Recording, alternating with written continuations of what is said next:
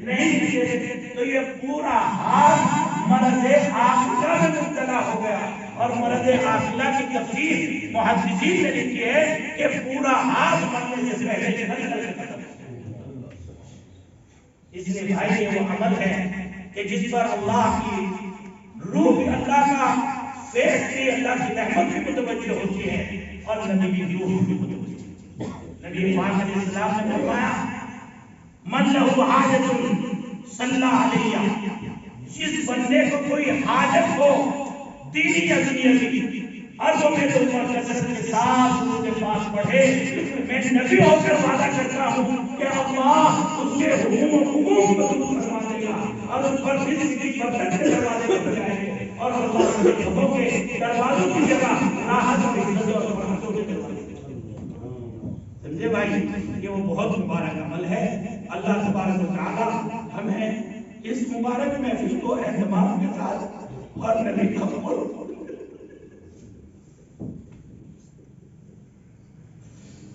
مبارک عمل کی برکت سے ہم سب کو اللہ اپنا قرب اور نبی کا قرب عطا فرما اور نبی کی محبت نصیب فرما. اس لیے خدا کے محبوب نبی علیہ السلام پر درود پاک کی کثرت اور یہ مبارک محفل اور اہلیہ کے شہر کا اس طرح متوجہ ہونا یقیناً اللہ کی طرف سے انتہا سے محبت کیا ہے، بہت محبت کیا ہے. اور خدا کے محبوب نبی علیہ السلام کے روح کی انتہا سے محبت کی علامت ہے کہ اس نے ہم جیسے بندوں کو اس عمل کے لیے قبول فرمایا. اس لیے بھائیوں اس اتحاد اپنے اوقات کو اپنی ڈائریوں میں اس کو نہیں لیا کریں کہ چاہے کتنا بھی ضروری کام ہو لیکن ہم اس کی ترتیب بنائیں گے اور اس مبارک محفل کو کبھی نہیں چھوڑیں گے. ہاں اس لیے کہ یہ ہماری سرزمین پر میں سمجھتا ہوں کہ بہت انوکھی شروعات ہے. ایک جگہ پر بیٹھ کر اتنی بڑی تعداد میں اللہ کے محبوب صلی اللہ علیہ وسلم کی خدمت میں حاضر ہے. یہ تحفہ بھیجنا یقیناً روح کائنات کی توجہ کا باعث ہے. بہت بڑے بزرگ گزرے ہیں بہلولی میں سید قطب بختیار کاشی رحمۃ اللہ علیہ روزانہ آپ کا معمول تھا کہ 300 مرتبہ درود پاک پڑھ کر کے بستر پر اس کے بعد جب شادی ہوئی 3 دن غیر حاضری ہو گئی تو آپ دیکھیے کہ تیسرے دن جناب رسول اللہ صلی اللہ علیہ وسلم کی زیارت ہو رہی ہے اور آپ نے فرمایا بختیار کیا ہوا 3 دن سے تیرا تحفہ مجھے نہیں پہنچ رہا. 3 دن سے تجھے میرا تحفہ نہیں، تیری طرف سے کوئی تحفہ مجھے نہیں پہنچ رہا ہے.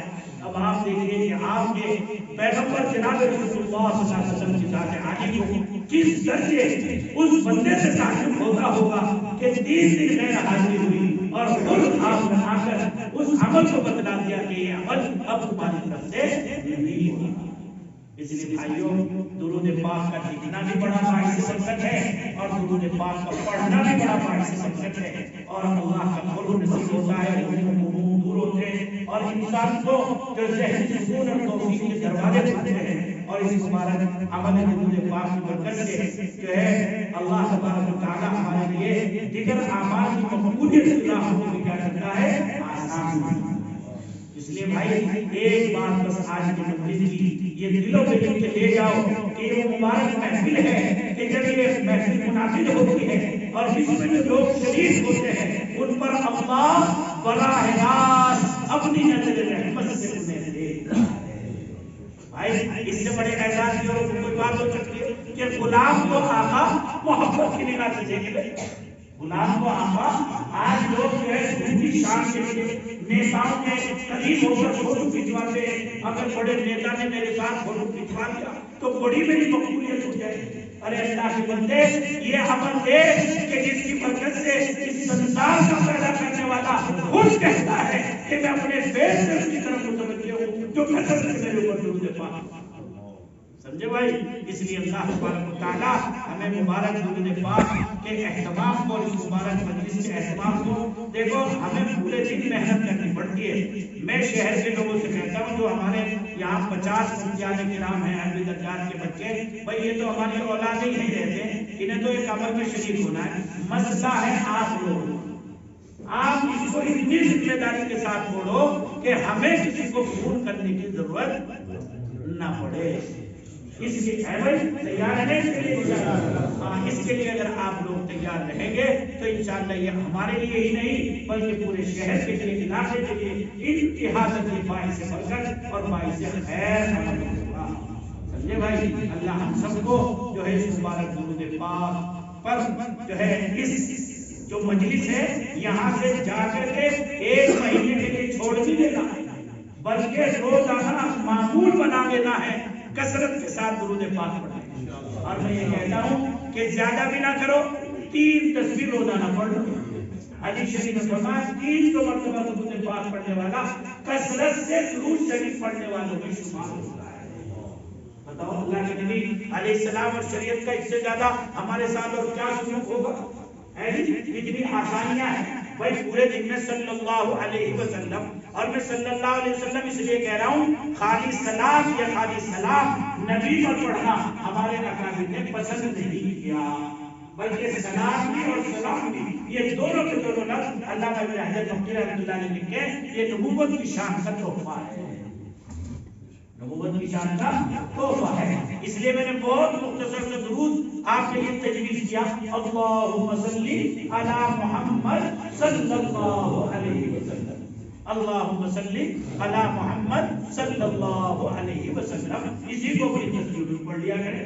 درود الہی ذرا لمبا ہے ٹائم بھی لگتا ہے تو اس میں صلاۃ بھی آ گیا اور سلام بھی آ گیا اور دونوں کے دونوں عمل جو ہیں صلاۃ بھی اور سلام بھی یہ باعث برکت ہے. حدیث شریف میں ہے ان للہ ملائکۃ سیاحین فی الارض یبلغونی السلام منی من امتی.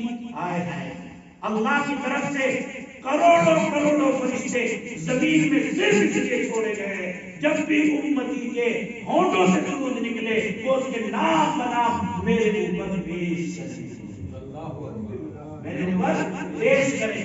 ارے ذرا فخر کے ساتھ آدمی اللہ کے دربار میں شکر کے ساتھ روئے کہ ہم اس شہر میں رہتے ہیں ایسی مجلس میں شریک ہوتے ہیں کہ یہاں سے ہزاروں فرشتے نام بنام نبی کے روزے میں پہنچیں گے. اور نبی علیہ السلام نے فرمایا کہ جب وہ فرشتے میرے اوپر درود بھیجتے ہیں وہ پیر پہنچاتے ہیں میرے امتی کا پیغام اللہ میری روح کو میرے بدن میں لوٹا دیتا ہے اور میں اپنی روح کو ان پڑھنے والوں کی طرف متوجہ ہو کر جو ہے ان پر بھی رحمت کی دعا کرتا ہوں.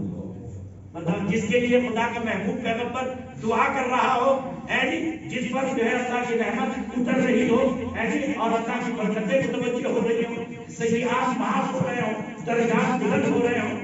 ایک بزرگ محدث تھے وہ صلی اللہ علیہ وسلم نہیں لکھتے تھے صلی اللہ لکھتے تھے وہ وسلم نہیں لکھتے تھے تو جناب رسول اللہ صلی اللہ علیہ وسلم نے خاص میں یوں فرمایا تم کیسے بدنصیب ہو کہ ہر حدیث کے بعد تم 40 نیکیوں سے اپنے آپ کو محروم کتنے نکلے 40 نیکیوں سے چونکہ سلام میں بھی 4 لفظ اور صلات میں بھی 4 لفظ اور ہر لفظ پر کیا ملتی ہے 10 نیکیاں اللہ تعالیٰ. اس لیے بھائی خدا تبارک و تعالیٰ ہمیں اس مبارک محفل میں جو ہے بیٹھ کر کے اس مبارک نور کے ساتھ جو ہے یہاں پورے کے پورے ہمارے اوپر نور کی چادر اور اس سے زیادہ نور کی چادر کیا ہو سکتی ہے یہ خالق کائنات کے بچے ہیں.